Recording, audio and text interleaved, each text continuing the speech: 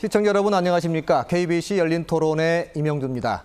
전국 지방선거가 1년도 채 남지 않았습니다. 선거일이 다가오면서 기초단체장과 기초지방의원 후보에 대한 정당 공천제가 논란의 중심에 서 있습니다.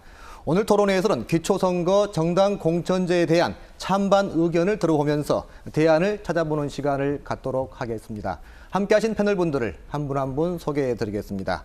새누리당 유수택 최고위원 나오셨습니다. 안녕하십니까. 민주당 강기정 국회의원 참석하셨습니다. 네, 안녕하십니까. 민주당 황주홍 국회의원 나오셨습니다. 안녕하십니까. 여성정치세력 민주연대 김은희 상임대표 참석하셨습니다. 반갑습니다. 네, 본격적인 토론에 앞서 준비된 화면을 먼저 보시고 이야기를 나눠보도록 하겠습니다. 지방자치가 부활된 지 올해로 22년. 지방자치를 이끌 자치단체장과 기초의원의 전문성을 높이기 위해 기초선거 정당 공천제가 2006년 도입됐다. 하지만 그동안 공천 비리가 끊이지 않아 정당 공천제를 폐지하자는 논란이 제기돼 왔다. 지난 18대 대통령 선거 당시 기초선거에서 정당 공천제를 폐지하겠다는 공약을 내건 박근혜 정부가 출범하고 내년 6월 전국 동시지방선거를 앞두고 다시 한번 정치권 논란의 중심에 서게 됐다. 중앙정치의 예속보다는 풀뿌리 지방자치, 주민들의 진정한 그 생활과 밀접한 그런 그 정치를 하기 위한 공천자가 없을 때는 이런 지역 토우 세력, 어떤 전과자, 도저히 선량이 될 사람이 지방에 진출하는 것을 막을 방법이 없다. 새누리당은 이미 지난 4월 재보궐선거에서 기초선거에 공천을 하지 않았고 민주당 기초자치선거 정당 공천제 찬반 검토위원회가 정당 공천제를 폐지하는 것으로 결론을 내렸다. 하지만 기초선거 정당 공천제 폐지를 반대하는 의견이 만만치 않고 추후 열릴 국회 정치쇄신특별위원회를 거쳐 공직선거법 개정에 반영될지는 더 지켜봐야 할 상황이다. 네, 본격적인 토론에 앞서서 간단한 인사 말씀 먼저 듣고 시작하겠습니다. 먼저 우리 강기정 의원님, 네. 국회 정무위 소속으로 활동하고 계시는데 네. 좀 가장 중점적으로 두고 역점으로 펼치고 있는 일들 어떤 것이 있습니까? 하나는 이제 우리 광주 시민들도 많은 관심을 가졌고 국민들이 관심을 가졌던 니물리안 행진곡의 결의안 통과에 주력을 했습니다. 마침 많은 분들이 성원해 주셔서 결의안이 잘 통과되었고 그래서 5.18 기념곡으로 지정되는 절차를 지금 밟고 있다 이 말씀 드리고요. 또 하나는 우리 사회의 시장 질서, 가불 관계를 개선하는 일, 법을 개정하는 소위 경제민주화법 처리하는 데 주로 6월 한 달을 보냈습니다. 네, 우리 황 의원님 오랜만에 토론회에 나오셨습니다. 네, 네. 지금 국회 본회의가 계속 열리고 있는데 지금 네. 어떤 부분에 가장 역점을 두고 진행을 하고 계십니까? 전 이제 그 갑을 관계에서 예. 을의 눈물을 닦아주기 위한 뭐 정치, 이런 점에서 우리 사회의 가장 대표적인 을이라고 할 수 있는 농어촌, 농어민들의 소득 증대, 여기에 최선을 다하겠다는 생각을 늘 갖고 있습니다. 그리고 또 하나는 이제 정치 쇄신인데 바로 오늘의 이 주제이기도 한 우선 정당 공천 폐지 문제를 깨끗하게 마무리 짓는 것, 이것이 또 하나의 제 과제라고 생각하고 있습니다. 네, 우리 유수택 최고위원님, 네. 지금 새누리당에서 열심히 활동하고 계시는데 지금 최고위원 회의 할 때마다 가장 핵심 의제 어떤 것들이 지금 있습니까? 가장 중요시 되는 것은 역시 그 민생 경제를 살리는 것 아니겠느냐. 그리고 국민 경제를 이렇게 세우고 그런 것을 가장 큰 의제로 삼고 있고요. 저희 당에서는 지방을 순회하면서 최고의 일을 개최를 하고 있습니다. 그래서 지난 목요일에는 대전에 가서 한국전자연구원에 가서 전자통신연구원에 가서 현지에서 생생한 목소리를 들었고 또 지역의 그 생생한 현안을 이제 국정에 반영하는 데 최선을 다하고 있고요. 지금 현재 당면에서는 국정원 국정조사가 진행 중에 있는데 이것을 잘 국론의 그 분열이 없이 잘 마무리될 수 있도록 하고 아울러서 내년 지방선거 대비가 가장 큰 의제라고 생각됩니다. 네, 알겠습니다. 우리 김민희 대표님은 서울에서 멀리서 오셨습니다. 우리 여성 정치 세력 민주연대 어떤 단체인지 궁금합니다. 예. 여성정치세력 민주연대는 이제 아직까지 이제 정치 부문의 여성들의 참여가 너무나 낮기 때문에 이런 부분들을 지지 지원하기 위한 뭐 제도 개선이랄지 연구랄지 아니면 이제 여성 유권자들을 대상으로 하는 민주시민 교육 같은 것을 진행하는 여성운동 단체고요. 또 특히나 이 이제 여성 정치 참여라고 하는 것이 수적으로 늘어나는 것만으로는 이제 한계가 있기 때문에 실제 이제 현실 정치에 참여하고 있는 여성 정치인들이 제대로 잘 일하고 있는지를 모니터링하는 활동들을 주로 하고 있습니다. 네. 그러면은 정당 공천제 폐지에 관해서 본격적인 토론을 시작해 보겠습니다. 먼저 우리 강기정 의원님, 최근 민주당이 정당 공천제를 폐지하는 쪽으로 잠정 결론을 지금 내리고 있습니다. 이에 대해서 어떤 의견을 갖고 계십니까?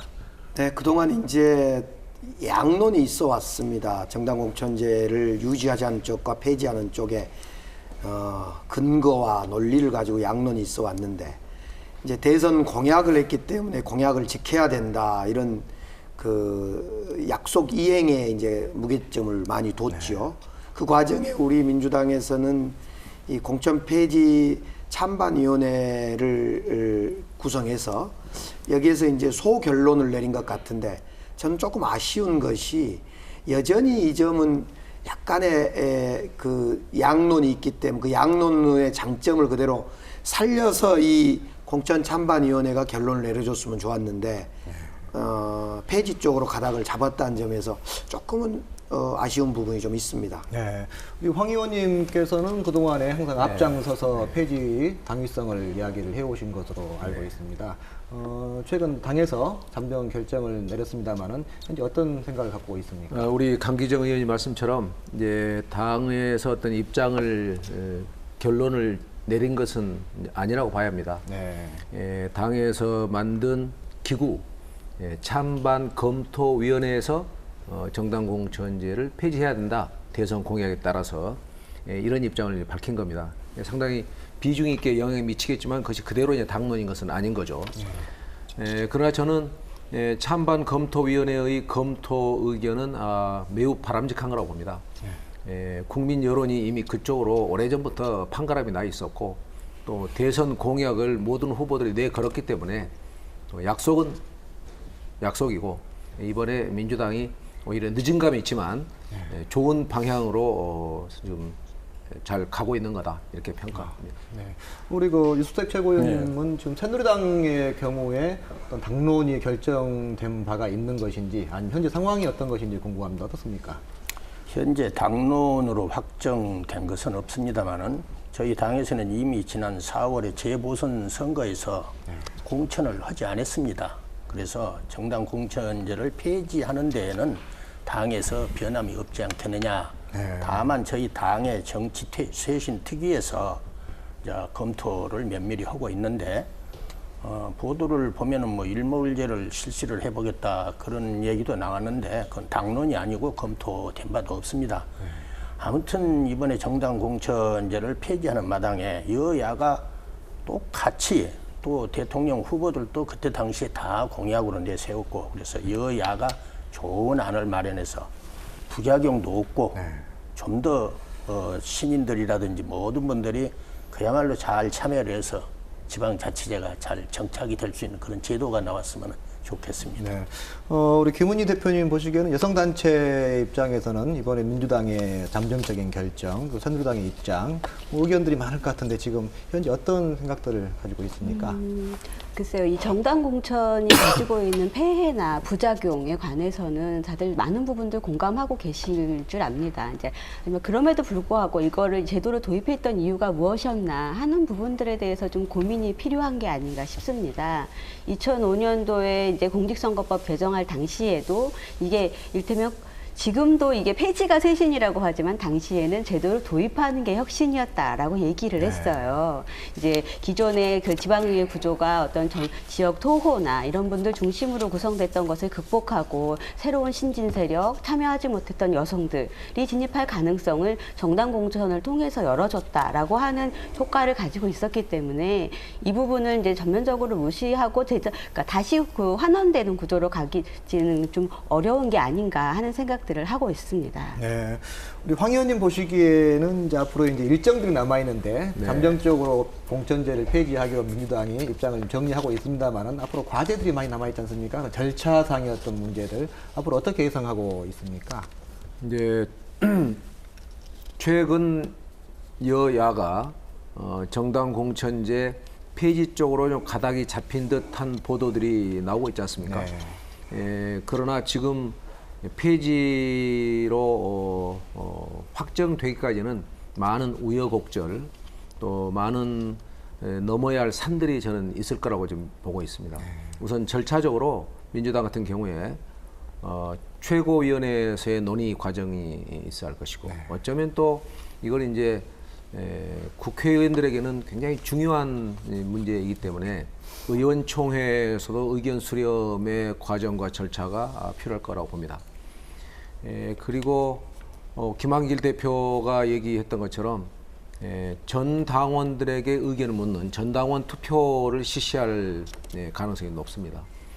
그렇게 되면 민주당의 당론은 확정이 되지만 당론이 된다고 해서 또 그것이 전체적으로 여야가 공감대 이루는 것은 또 다른 문제입니다.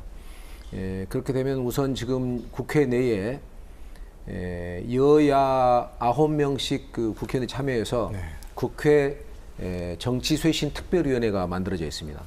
저도 이제 거기에 참여를 하고 있습니다만 아마 여기에 이제 올려져서 논의를 하고 그 뒤에 최종적으로 이제 본회의에 가서 이제 찬반 투표를 하게 되는데 저는 아직은 조심스러운 대목들이 많이 있다. 왜냐하면 300명의 국회의원들 중에서 200명 이상이 상당히 확고한 정당 공천 유지 입장을 갖고 있기 때문에 아직 속단은 이르다 이렇게 보고 있습니다.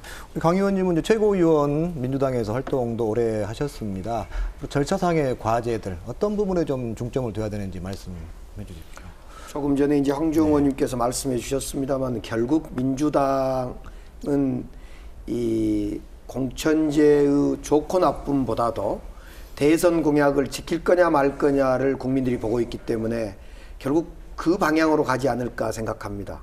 저는 사실은 이 공천제가 갖는 여러 가지 폐해가 있다 하더라도 공천제는 지켜지는 것이 좋다라는 쪽에 저는 제 소신을 갖고 있습니다만은 동시에 그럼에도 불구하고 대선 후보들의 공약, 약속은 결국 당론에 버금가는 거다. 이렇게 이제 국민들도 생각하고 저희들도 그렇게 생각하기 때문에 폐지 쪽으로 가닥을 잡고 만약 민주당이 그렇게 선언을 하게 되면 폐지 선언을 하게 되면 법이 바뀌든 안 바뀌든 즉 새누리당이 동의하든 않든 내년 지방선거는 공천하지 않는 것이 맞다. 저는 이렇게 생각을 하고 아마 그런 절차를 밟지 않을까 생각합니다.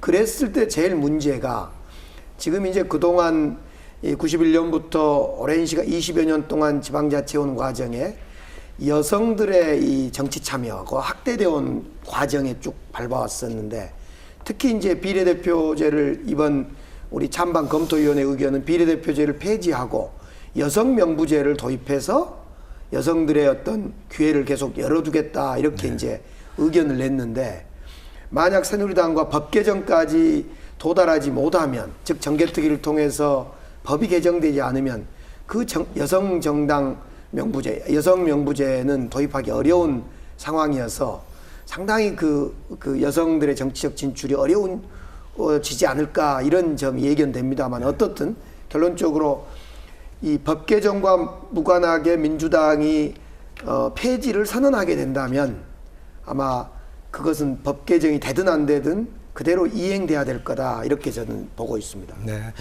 이제 지방선거가 내년 6월 4일로 예정이 돼 있습니다. 정당 공천제가 자꾸 폐지돼야 한다는 논란이 있는 것이 사실 기초자치단체 또 기초선거에 있어서 부작용들이 많이 있었지 않느냐. 자치가 제대로 구현되지 못했다. 그런 여론들 때문에 된 것 같은데 우리 보시기에 지방자치제도, 기초선거 가장 문제점들이 어떤 것들이었다고 우리 최고위원님 판단하십니까? 말씀하신 100%의 어떤 좋은 제도란 없습니다. 없는데 그래도 지금까지 2006년 이후에 약 6년간에 걸쳐서 지방자치제도와 기초선거에서 보면은 공천 그게 정당 공천제가 가장 문제가 됐지 않느냐 그렇게 봐야 되겠죠.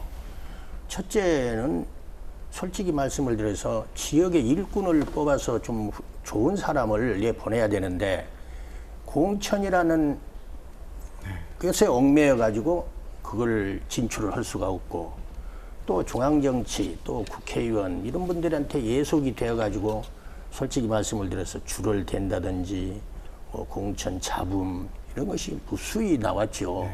그래서 이런 것을 볼 때도 문제는 뭐 그런 것은 큰 문제는 되지 않겠으나 제일 가장 큰 문제는 특정 지역에서 어느 당의 공천을 받으면은 바로 당선이 돼버려요. 우선 저희 광주시만 보세요. 시장님 붙어서 말단 구의원 자치의원까지도 모두가 거의 민주당 일색입니다.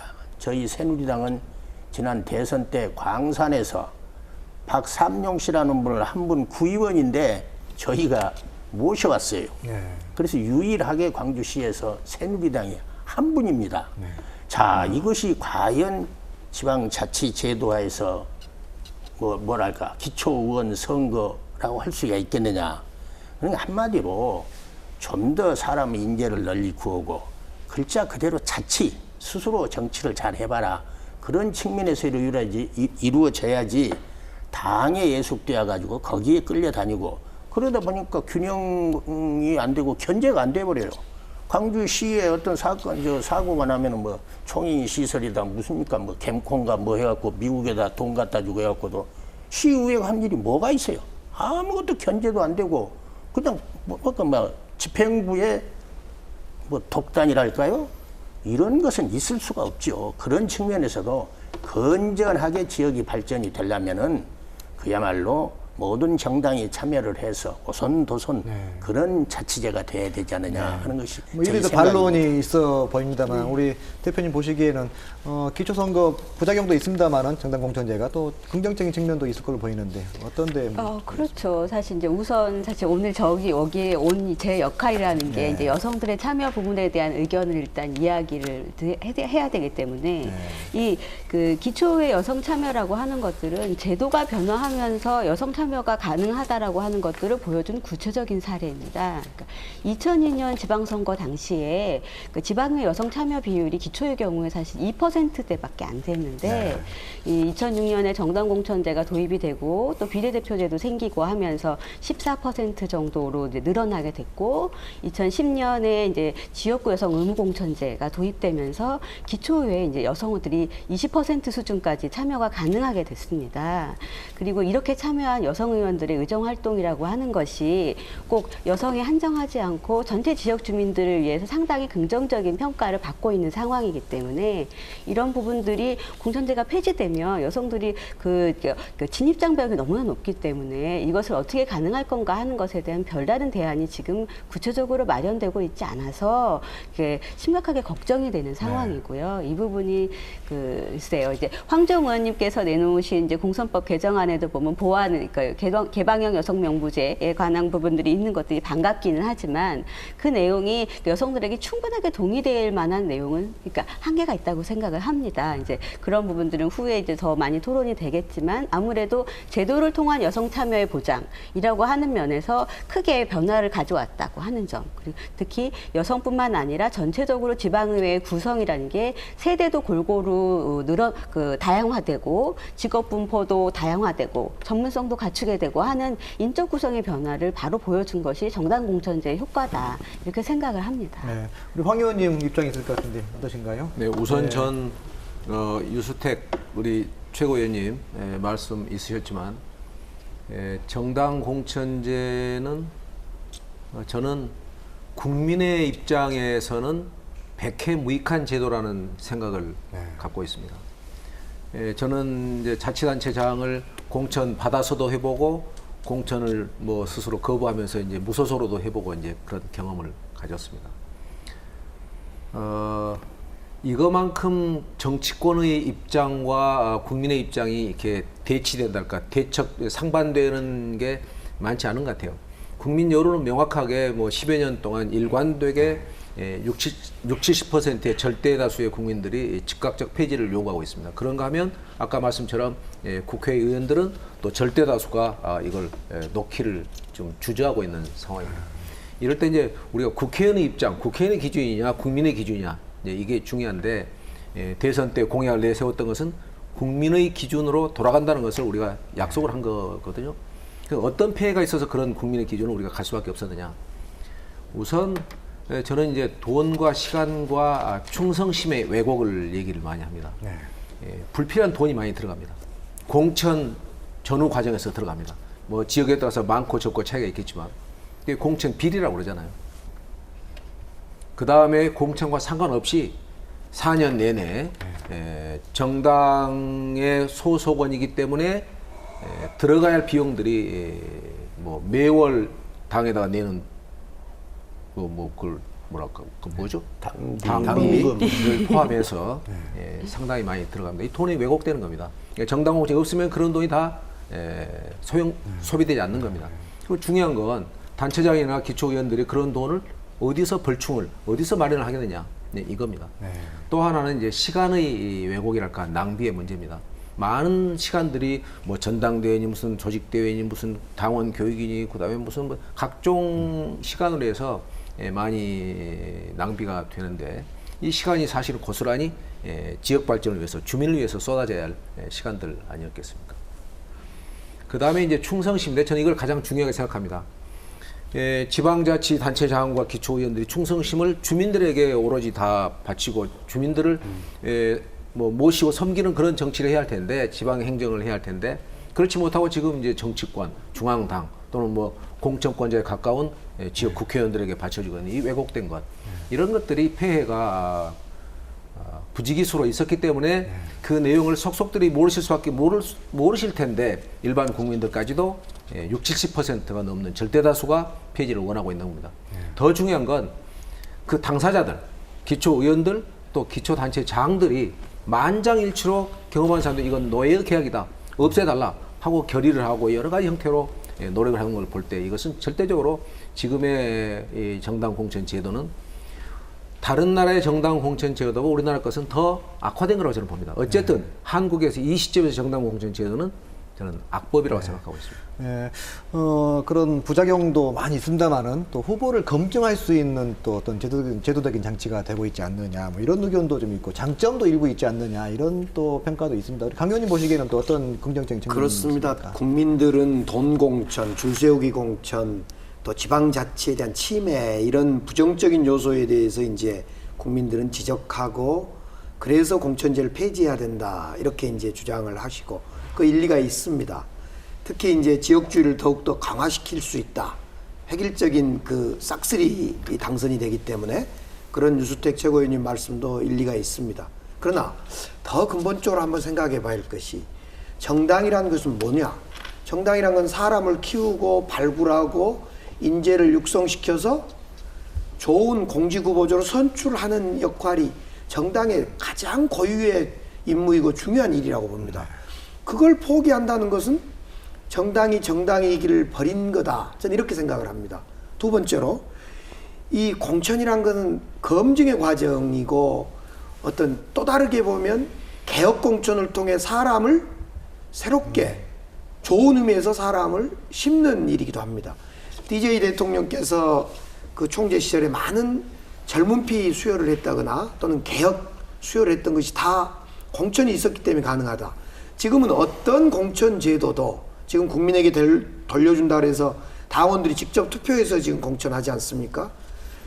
그런 제도임에도 불구하고 좋은 사람, 개혁적인 사람이 공천되기 어려운 과정에 놓여 있습니다. 저는 그런 점에서 이 공천이란 것이 사람을 키우고 또 검증하는 절차로 봐주시면 좋겠다.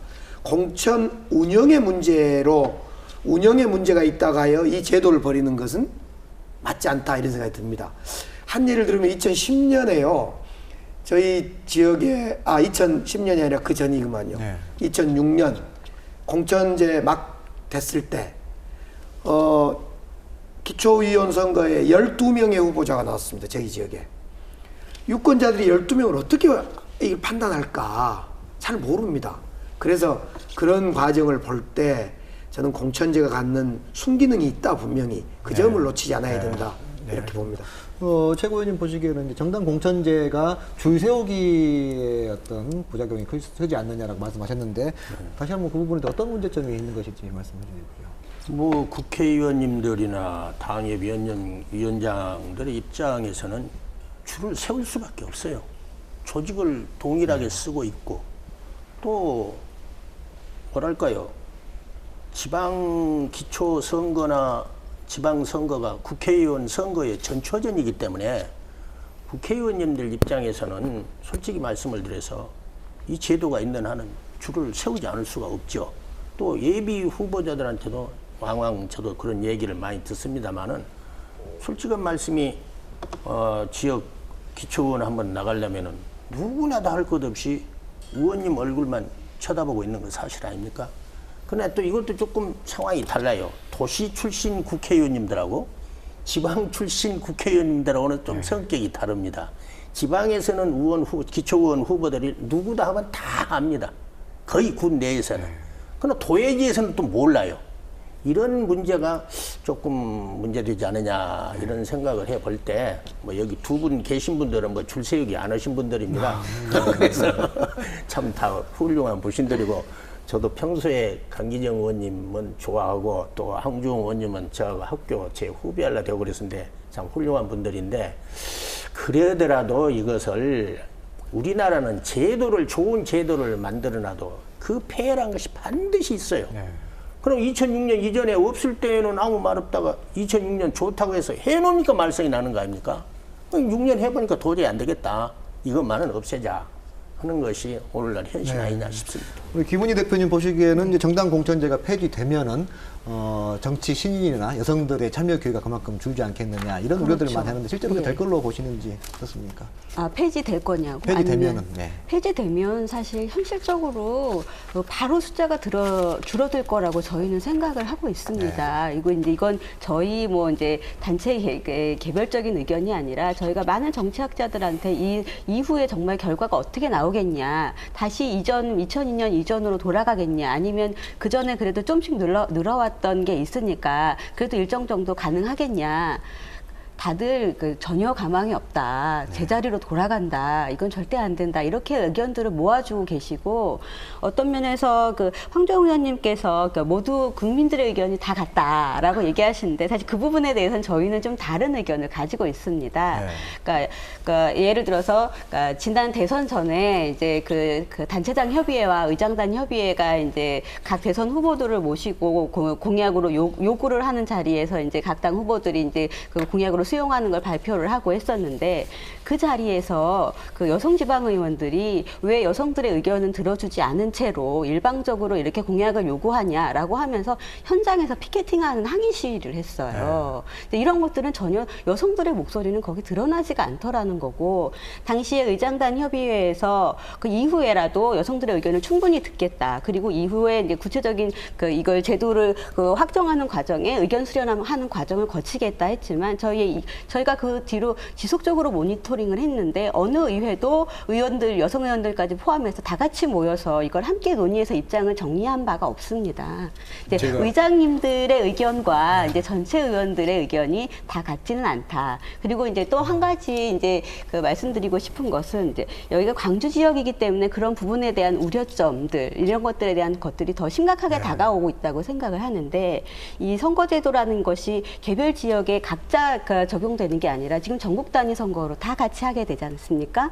근데 서울 수도권 같은 경우에 공천제가 가져왔던 긍정적인 효과들이 이미 드러나고 있어요. 그 새로운 어떤 의욕이 있는 젊은 정치인들이 지역을 바꾸는 일들을 많이 하고 있습니다. 그러니까 예를 들어서 뭐 기초의 발전을 위한 한 걸음 모임이라고 그러니까 의정평가가 상당히 좋은 지방의원들이 모여서 하는 공부 모임이 있는데 거기 보면 의장도 계시고 한데 제가 여쭤봤어요. 거기는 모임 전체가 공천제가 유지돼야 된다라고 하는 입장을 가지고 있고 여성들만 참여하고 있는 게 아니라 남녀가 함께 참여를 하고 있습니다. 거기에 포함된 의장님께서 이제 왜 그런 의장단 협의회에 가서 그런 말씀을 안 하시냐, 본인의 의견을 왜 말씀 안 하시냐 했더니 지금 상황 분위기라는 것이 이제 이게 그러니까 공천 폐지가 정치 쇄신인 것으로 그러니까 폐지에 반대하면 쇄신에 거스르는 사람인 걸로 보여지기 때문에 거기 가서 목소리를 높이지 않는 것이지 모두 다 거기에 동의해서 이야기를 안 하고 있는 것은 아니다. 이제 이렇게 얘기를 하고 계시기 때문에 이런 부분들에 대해서는 충분히 이제 새로운 논의가 좀 보다 심층적인 의견 수렴이 필요한 게 아닌가 하는 생각을 합니다. 네, 황 의원님 말씀. 지금 이제 김은희 대표님, 국민 다수의 생각이 꼭 받아들여야 하는 것은 아니지 않느냐, 뭐 이런 취지 말씀하셨는데. 그건 아니에요. 그러니까 그거 지금 국민 다수의 의견이라고 한 것이 실제 국민 다수의 의견인가라고 하는 것에 대해서 의문이 있다고 하는 것이고요. 실제 다수라는 게 어떤 뜻입니까? 그러니까 저희가 구체적으로 최근에 요 사안 가지고 지역에 내려가서 여성 유권자들하고 심층 인터뷰 같은 것을 했는데 그분들이 일관된 대답이라고 하는 것은 어떤 면에서는 이게 공천제를 폐지하자라고 하는 의견이 아니라 기초의회가 가지고 있는 폐해에 대한 부정적인 인식, 그 연장선상에서 그 이유가 공천제다라고 이제 언론에서 얘기도 하고 하니까 그럼 폐지되는 게 낫겠지. 이 세부적인 구체적인 내용에 대해서 알고 계신 게 아니고 지방의회가 제 몫을 못하고 있다라고 하는 것에 대한 국민적인 여론이라고 생각을 합니다. 지금 저는 이제 그렇게 생각하실 수도 있겠지만 그건 국민 여론이 상시적으로 실시간적으로 계측될 수 있는 현대의 어떤 사회과학의 수준을 저는 그건 인정하시지 않는 거라고 봅니다. 실제 국민 여론과 각종 여론조사에 나타나는 여론은 다를 수 있다는 말씀처럼 지금 얘기를 하시는데 이게 이제 한두 번이라는 모르지만은 지난 한 10여 년 동안 매번 여론조사가 정당 공천을 즉각 폐지하자는 여론이 유지하자는 여론의 2배 이상씩 나타나고 있습니다. 그렇다면 그것은 실제적인 국민의 여론입니다. 그것이 아니었다면 새 후보들, 박근혜, 또 문재인, 안철수 새 후보들이 대선 공약으로 내걸지 않았을 것입니다. 그 공약을 내걸면 표가 나올 거라는 계산이 있었기 때문에 그 공약을 내건 겁니다. 그런데 이제 제가 또 다녀보면 실제로 이게 실제 여론이에요. 절대 다수의 국민들이 즉각 폐지를 원하고 있습니다. 왜 그러냐는 것은 아까 말씀한 것처럼 여러 가지 실제로 우리가 폐해를 많이 느꼈기 때문에 국민 여론이 그렇습니다. 다만 이제 사회적인 이제 소수자, 예컨대 여성 같은 경우에 배려와 할당이 뭐 축소되거나 사라질 위험, 어떤 불안감이 존재하는 걸 저는 잘 알고 있습니다. 그래서 저도 이제 그 선거법 공직선거법 개정안을 제가 대표 발의를 했는데 여성 명부제가 하나의 좋은 대안이 될 수 있습니다. 제가 발의한 여성 명부제는 이런 겁니다. 기초의원 선거를 하게 되면 선거 때 일부는 지역구로 뽑고 일부는 여성 명부로 뽑는 겁니다. 여성 명부는 여성들만 후보자가 되는 겁니다. 그러니까 여성 명부제를 저는 30%를 두자고 제안을 했습니다. 그런데 어제 며칠 전에 민주당 찬반 검토위원회에서는 20%로 여성 명부제를 이제 약간 수정을 했어요. 그런데 여성들이 그러면 여성 명부제로만 진출하고 선거에 나갈 수 있느냐? 그렇지 않습니다. 지역구로도 나가고 싶어하는 여성 후보자들은 지역구로 나가고, 그리고 여성 명부제로 참여를 원하는 여성들은 여성 명부제로 가고, 그러니까 제 선거법에 따르면은 여성들은 최저 30%는 보장되고, 그러니까 지역구에 나가서 본인이 남성들과 겨루어서 이기게 되면 또 진출되니까 지금 한 20% 기초에 20%입니다. 20%인데 지금 21.6%인 제 것으로 개정안대로 지난 만약에 선거가. 제도가 이루어지면 여성들은 최저 30%가 보장되는 지금보다 훨씬 더 약진이 되는 그런 결과를 가져오기 때문에 제가 한 말씀. 정당 공천 폐지 문제로 해서 여성의 문제가 있다는 것은 그건 제도적인 개선을 통해서 얼마든지 저희가 보완할 수 있다는 그런 말씀이에요. 보완대책으로 여성 명부제 말씀하셨는데 우리 강 의원님 내일부터 하신 말씀 있습니까? 공천제 폐지 문제에 대해서는 참 오랫동안 논란이 있었고 오늘 이 자리에도 뭐 찬반이 명확하게 있는 문제이고 장점과 단점이 있는 문제입니다. 그러나 저는 공천 제도의 문제, 운영의 문제가 있다는 것을 운영이 문제가 있기 때문에 폐지로 가는 것은 조금 문제가 있다 생각이 듭니다. 예를 들면 뭐 저 예를 그냥 들겠습니다. 우리 지역구에 저는 줄 세우기 같은 거 진짜 없습니다.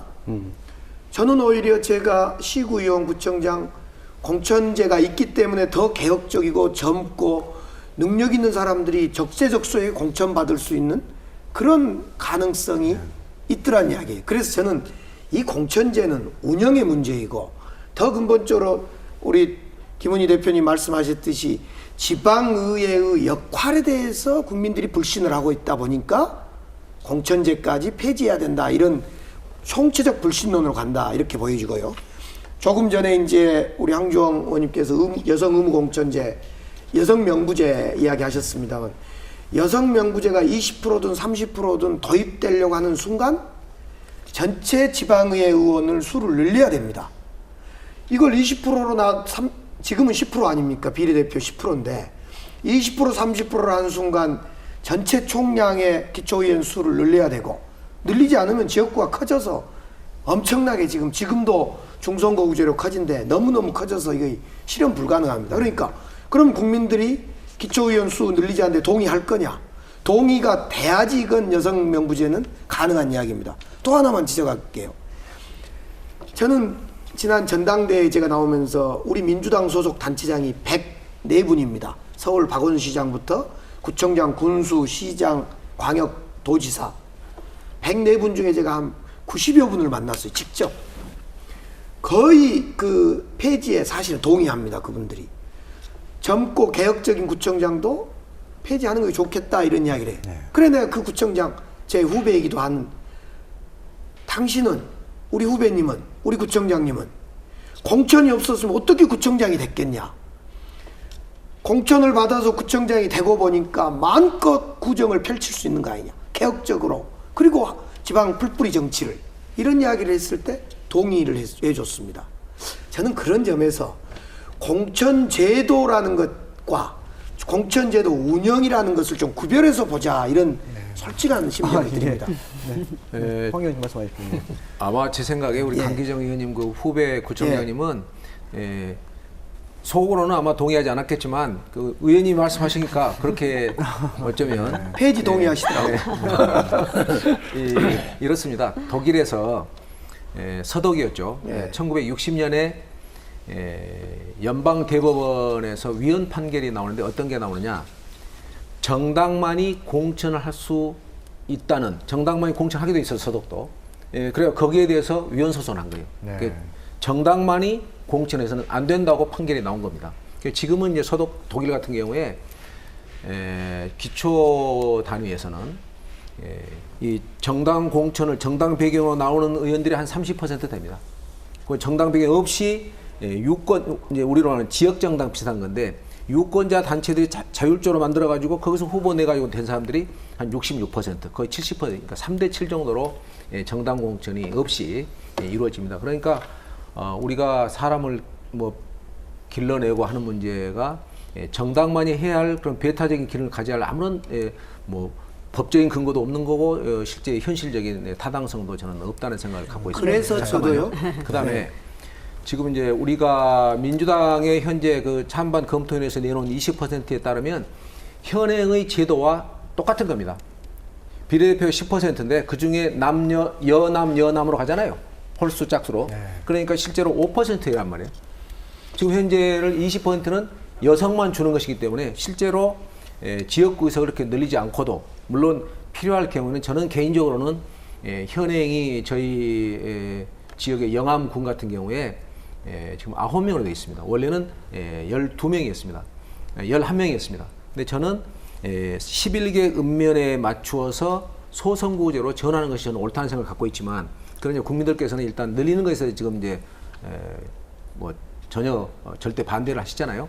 그래서 현행의 제도 틀 내에서도 여성 명부제를 통해서 여성의 진출이 적어도 감소하지 않도록 할 수 있는 제도 장치를 충분히 마련할 수 있다 하는 말씀입니다. 그 지점에 대해서 제가 한 가지만 몇 개 말씀드리자면, 개방형 명부제가 과연 바람직하냐 하는 부분에 대해서는 그러니까 생각을 해봐야 할 부분이 많이 있습니다. 그러니까 여성들의 숫자가 줄어들기 때문에 그것을 보장하기 위한 대안을 검토한다라고 하는 것은 매우 반가운 생각입니다. 그러니까 지금 공천제 폐지에 관한 논의들이 몇 차례 선거에 2006년에도 2010년에도 있었지만 당시에는 폐지하자라고 하는 주장만 있었지 여성에 대한 대안 부분은 사실 구체적으로 나온 게 없었는데, 이번에 이제 여성 명부제나 이런 것들이 검토되는 것 자체는 반갑게 생각을 합니다. 다만, 그러니까 이를테면 지금 있는 비례대표제를 여성 명부제로 전환한다라고 하는 것은 이제 바람직하지 않다고 생각을 합니다. 왜냐하면 이제 비례대표라고 하는 것은 여성들만을 위한 제도가 아닙니다. 사회적인 소수자, 전문가 이런 분들이 두루 참여할 수 있는 여지를 두기 위해서 만들어진 제도에 여성들만 하도록 한다라고 하는 것은 오히려 여성들의 보편적인 정치 참여에 사회적인 분위기에 반감을 줄 수 있습니다. 또 이게 요거 자체로도 위헌 논란이 될 수가 있고요.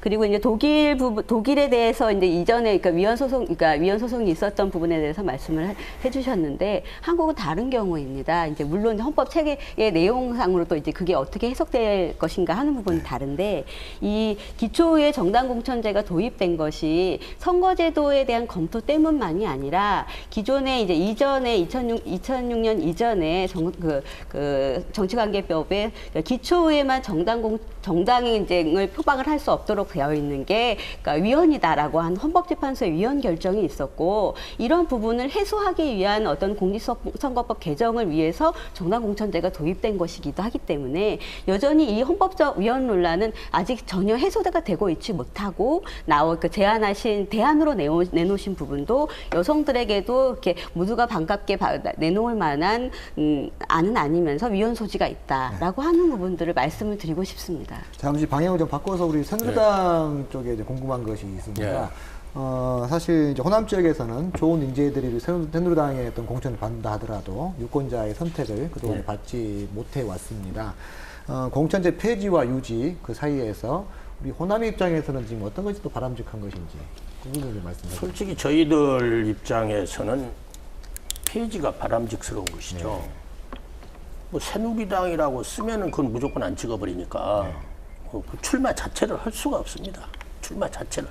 아무리 가서 삼고 철회를 해도 다 참 거절을 하시는데, 이거는 저희 당 때문에 그런 거죠.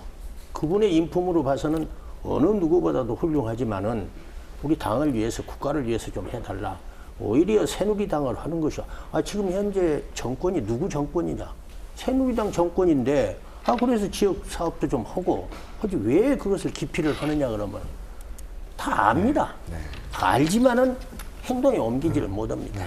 그래서 이번에 정당 공천제 폐지는 어떻게 보면 국민적 합의고 시대적 요구라고 생각을 하고, 김영삼 대통령께서 그때 당시 이제 지방자치제를 처음 실시를 했는데요.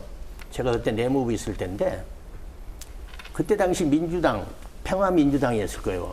거기에서는 인구 30만 이상의 도시에서만 지방자치제를 실시를 해줘도 대성공이라고 했습니다. 근데 우리 김영삼 대통령은 그분이 또 통이 크신 분이 돼갖고, 하려면 다 해필이지 그래갖고 다 해버렸어요. 그래가지고 지금까지 왔는데, 일본도 초기 한 3텀까지는 상당히 문제가 많았다고 그래요, 일본에도. 그러면 우리는 3텀이 훨씬 지났는데도 이런 문제를 안고 있는 것은, 이건 근본적으로 무슨 문제가 있는 거 아니냐. 그럼 우리 국민의 감정상의 문제인 건지, 그래서 차제에 지방자치제도가 좀 정착이 될 수 있도록 폭넓은 의견을 더 수렴을 하고, 아까 여성 문제가 절대 소외돼서는 안 되죠.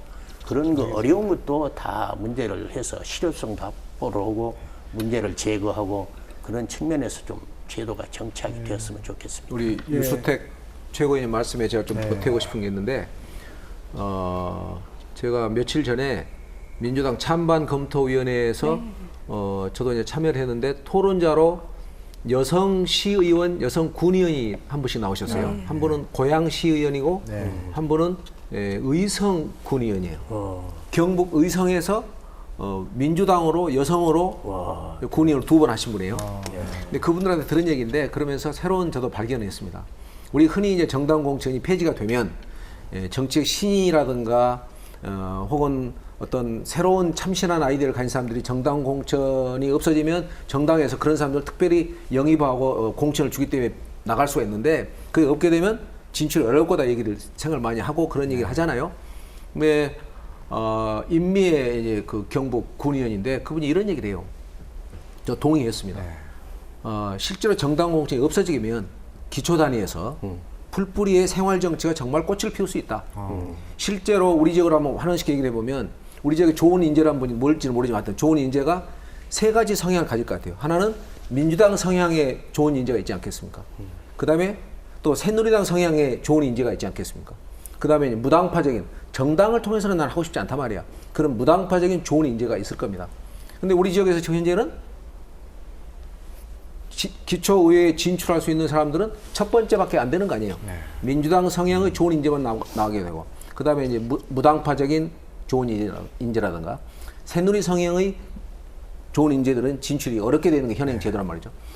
만약 이게 없게 되면은 정말 이제 민주당도 없고 새누리당도 없고 그렇게 되면 모든 사람들이 인재 좋은 적재적소에 그리고 이 적합한 인물이냐 하는 인물 기준의 선택을 하게 되면은 새로운 정책 시인들이 훨씬 더 용이하게 진출해서 그런 제도가 될 거다 하는 말씀을 꼭 제가 전개하고 싶습니다. 이에 대해서 우리 김은희 대표님 하신 말씀 있습니다. 네, 그런 부분들에 대해서 중요하다고 생각을 합니다. 이제 그 사실 지금 시민단체들도 입장이 하나는 아니고 공천제를 유지하자는 입장도 또 폐지하는 운동에 같이 참여하고 계신 시민단체들도 있습니다.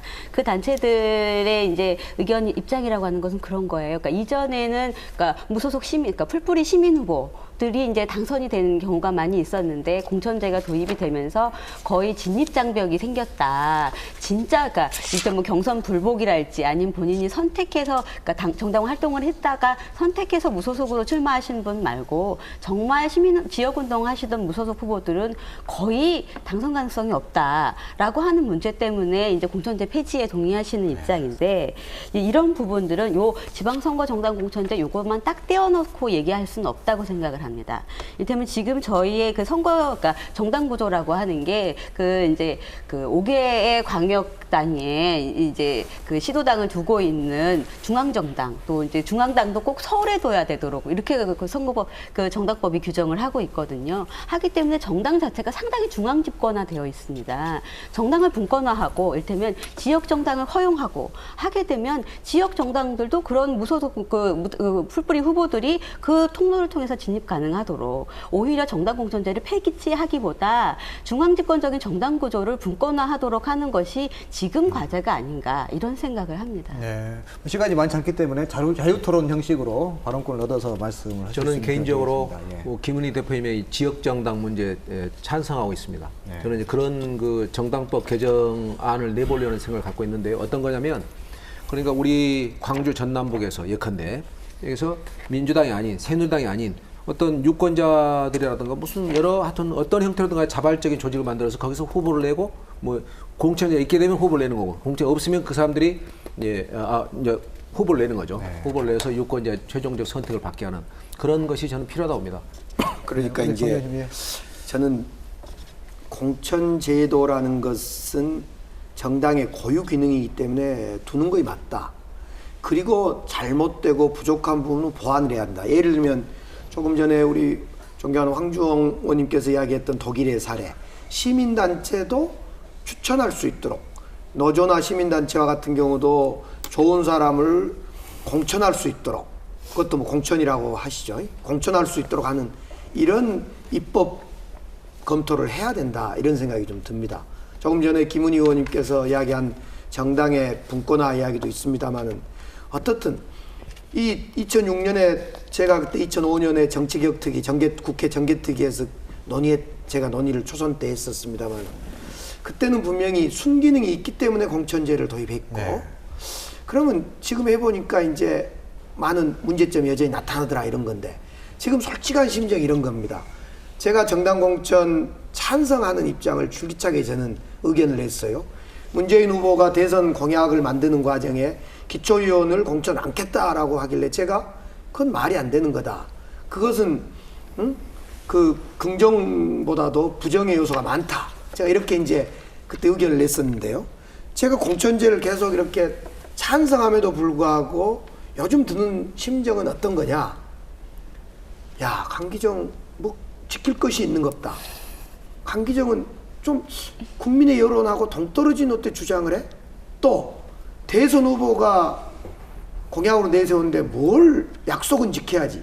그래서 공천제에 찬성하면서도 많은 의원님들이 에이 그럼 한번 공천 폐지로 한번 가지 뭐. 그리고 또 문제되면 4년 뒤에 다시 고치면 될 걸.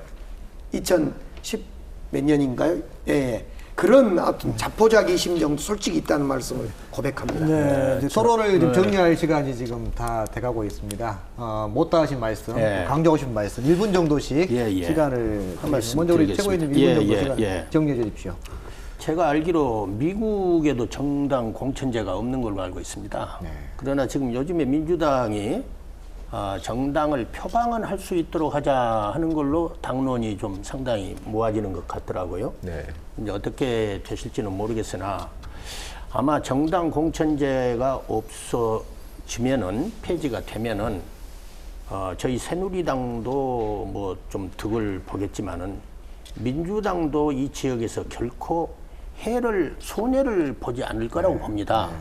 잘 아시지만은 지금 이 지역에서 특정 지역이라고 하는 우리 광주에서 전남에서 또 전북에서 민주당이 그동안에 쌓아왔던 공가가 다 있지 않습니까? 그 틈새에 지금 어느 다른 세력이 지금 광주에 많이 와 있잖아요.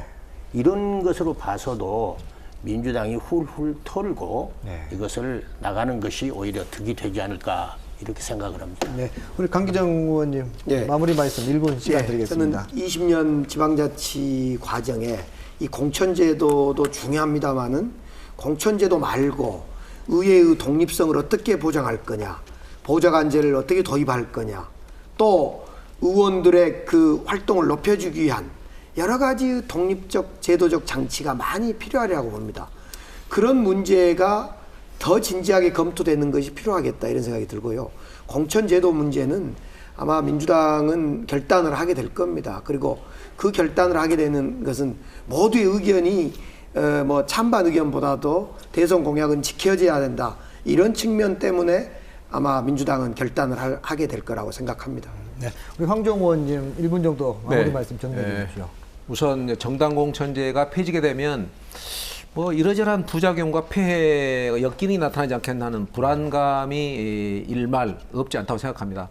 이걸 이제 정당 공천 폐지가 확정이 되면 다양하고 그리고 지혜롭게 제도적인 개선과 보완을 저희가 잘 강구해 나가야 할 과제라고 생각합니다. 그리고 정당 공천 폐지의 문제는 어떤 정당적 이해득실의 문제 그 차원이 아니라고 생각합니다. 이것은 국민의 명령에 정치권이 순응하는 거고 부응하는 차원입니다. 그리고 한국의 지방자치가 본연의 기능을 해서 꽃을 피울 수 있는, 그래서 한국이 지방을 튼튼하게 하는 그런 긍정적인 전환점이 되려는 그런 확신 속에서 정당 공천 폐지 논의에 제가 임해한다고 생각하고요. 그리고 지금 아까도 말씀했지만 정당 공천 폐지로 확정되기까지는 저는 많은 우여곡절이 있으라고 생각합니다.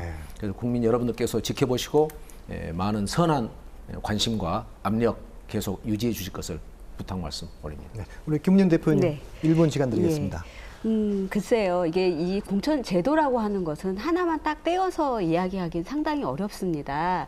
이게 뭐 정부가 지방정부의 구조라든지 아니면 다른 선거제도와의 관계 이런 것들도 검토가 되어야 하는데 이를테면 지금 저희는 상당히 의회가 약하고 시장이 강한 단체장이 강한 구도이기 때문에 지금 논의되고 있는 게 단체장과 의원을 좀 분리해서 생각을 한다고 하면 어떤 면에서 그럼 단체장은 공천을 안 하고 최소한 의원은 공천을 하는 방식 이런 부분들에 대해서도 좀 생각을 해볼 수 있지 않을까 싶고, 특히 이제 지금 공천제 외에 맞물려서 내놓으시는 대안들이 대부분 선거구제를 소선거구제로 환원하는 것을 이제 내용으로 하고 있는데, 이 부분은 상당히 위험하다고 생각해요. 오로지 한 명만 뽑는 선거는 이렇게 적절하지 않다고 생각을 하기 때문에 오히려 지금 있는 중선거구제가 제대로 작동될 수 있도록 선거구 획정의 권한을 조정하는 부분에 대해서도 검토가 필요하지 않을까 생각이 됩니다. 네.